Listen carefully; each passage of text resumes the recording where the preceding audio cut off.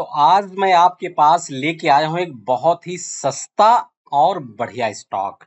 दोस्तों इसमें खास बात ये है कि इसमें टर्न अराउंड टाइप की स्टोरी चल रही है और ये है वोडाफोन आइडिया और इसके टेक्निकल्स भी काफ़ी मजबूत हो रहे हैं इस समय। उसकी वजह है फंडामेंटल्स और वो चीज़ दिख रही है हमको चार्ट में। तो हम आज इसके बारे में डिस्कस करेंगे कि वोडाफोन आइडिया किस तरह से टर्न अराउंड कर रहा है और क्यों इसको खरीदने पर विचार करना चाहिए। तो दोस्तों आज दिवाली की मुहूर्त ट्रेडिंग हो चुकी है और उसके बाद का चार्ट ये आपको दिख रहा है। तो इसमें सबसे पहले हम लोग फंडामेंटल्स इसके डिस्कस कर लेते हैं कि क्यों इसमें कुछ खास होने वाला है। हालांकि कुछ टर्म्स एंड कंडीशंस होंगी, उसके बेसिस पे ही इसको परचेज करने की सोचनी चाहिए। सो पहली टर्म्स एंड कंडीशन दोस्तों ये है कि इसका जो एजीआर का जो ड्यूज है, जो गवर्नमेंट को देना है, वो डिस्प्यूट में चल रहा है। डिस्प्यूट मतलब डिस्प्यूट क्रिएट किया गया है, डिस्प्यूट बनाया गया है और गवर्नमेंट भी इसमें अपना सॉफ्ट कॉर्नर रखती है। अच्छा, गवर्नमेंट को सॉफ्ट कॉर्नर रखती है, गवर्नमेंट तो ऐसे अपना पैसा छोड़ने वाली है नहीं। लेकिन समस्या यहाँ पर पूरी की पूरी इंडस्ट्री की है। इंडस्ट्री की क्या समस्या है?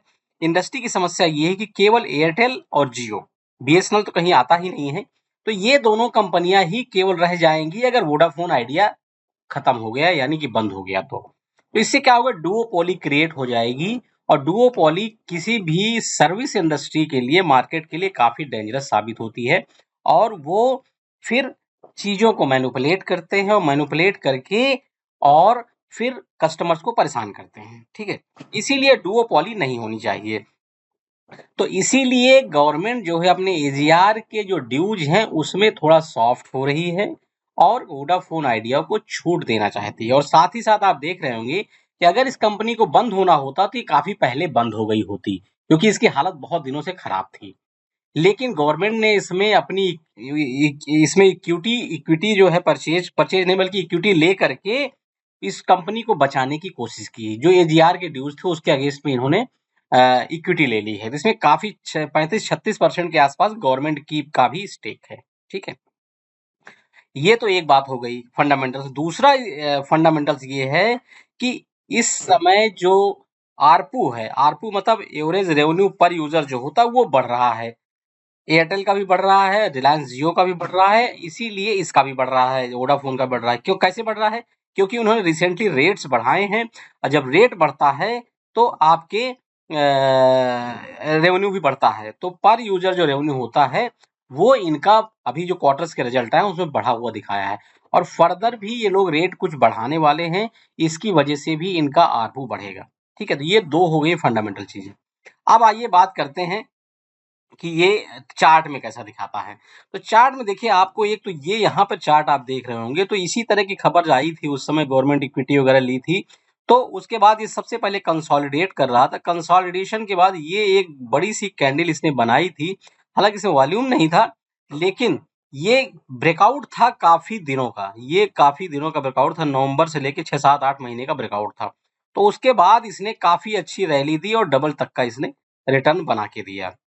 लेकिन उसके बाद यहाँ पर जब ये गिरना शुरू हुआ तो बेसिकली उस समय इसके जो फंडामेंटल्स थे, ये जो रेट जो इन्होंने रिवाइज किया था उससे भी बहुत ज्यादा राहत नहीं मिली थी और एजीआर के जो इसका केस चल रहा था सुप्रीम कोर्ट में, वहां पर भी इनको सेटबैक लग गया था, इसलिए ये यहाँ से नीचे आना शुरू कर दी है। लेकिन अब इसमें चीजें कुछ पॉजिटिव दिख रही हैं। यहाँ पर आप देख रहे होंगे कि ये पूरा यहाँ से लेकर के ये जो मार्च 25 है, मार्च बल्कि और भी थोड़ा पहले आप चलिए फरवरी 25 से लेकर के ये कैंडल ने ठीक ठाक वॉल्यूम के साथ क्लोजिंग दी थी। ये वाली कैंडल जो है आपकी 15 सितंबर वीकली कैंडल है। बता दूं कि ये वीकली चार्ट है। तो ये यहाँ पर एक ठीक ठाक वॉल्यूम के साथ, यानी एवरेज से ज्यादा वॉल्यूम के साथ इसने क्लोजिंग दी थी।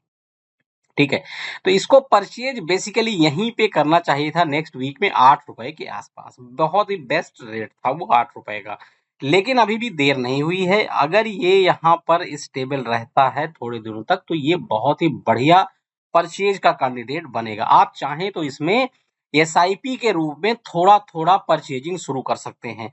मेरा अनुमान ये है कि एक बार इसको 8 रुपए के पास पास जरूर आना चाहिए। एक बार ये 8 रुपए के आसपास जरूर आएगा। अगर नहीं भी आता है तो एज ए SIP अगर आप रखेंगे तो आपका बाइंग रेट एवरेज हो जाएगा। और इसका जो पहला टारगेट यहाँ 9 रुपए से लेके बनता है वो है 10.5 रुपए का। तो 10.5 रुपए का जो जंप होगा यहाँ से 9 रुपए से, ये काफी अच्छा जंप माना जाएगा। देखिए ये यहाँ पर हम लोग अभी देखते हैं कितना परसेंटेज होगा ये। तो ये यहाँ पर लगभग 18 से 20% का यहाँ पर पहला यहाँ पर आपका इस ईयर में ये टारगेट आने की उम्मीद मुझे लगती है, ठीक है, जो चार्ट में बता रहा है। लेकिन दूसरा यहाँ पर टारगेट आएगा जो 70-80% का टारगेट आएगा, वो आएगा लगभग 1 से 2 साल में। अगर ये जो थ्योरी है, हमारी जो एक्सपेक्टेशन है, अगर ये GR के इसके ड्यूज सेटल हो गए, गवर्नमेंट ने ठीक-ठाक ढील दे दी और ARPU अगर इनका ठीक-ठाक रहा, तो ये 1 साल में डबल होने की क्षमता रखता है। तो आप आज की डेट नोट कर लीजिए, आज है 21 अक्टूबर, आज मुहूर्त ट्रेडिंग यानी संवत 2082 स्टार्ट हो चुका है और मुझे उम्मीद है कि अगले दिवाली तक इसको शेयर को डबल हो जाना चाहिए। अब देखते हैं कि होता है कि नहीं होता। अगर ये चीजें सही रही तो पक्का ये डबल होगा।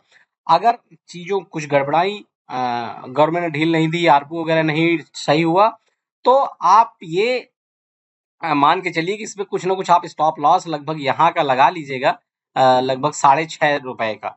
6.5 रुपए के नीचे कभी भी वीकली क्लोजिंग दे दे तो आप इस पे रुकिएगा नहीं, ठीक है। और यदि ये 8 रुपए से, जहां पर ये 8 रुपए का प्राइस है, वहां पर आने के बाद वापस जाता है, फिर मान लिया दोबारा वापस आके क्लोजिंग कर दे 8 रुपए के नीचे, एक बार टच करने के बाद अगर दोबारा क्लोजिंग कर दे तो भी आप इस शेयर से निकल जाइएगा, ठीक है। तो ये रही वोडाफोन आइडिया के बारे में बात, जो कि 9 रुपए का चल रहा है इस समय।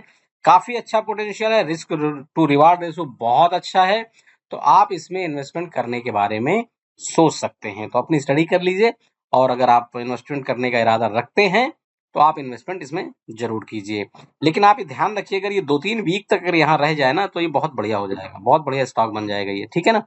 So this is all. Thank you very much.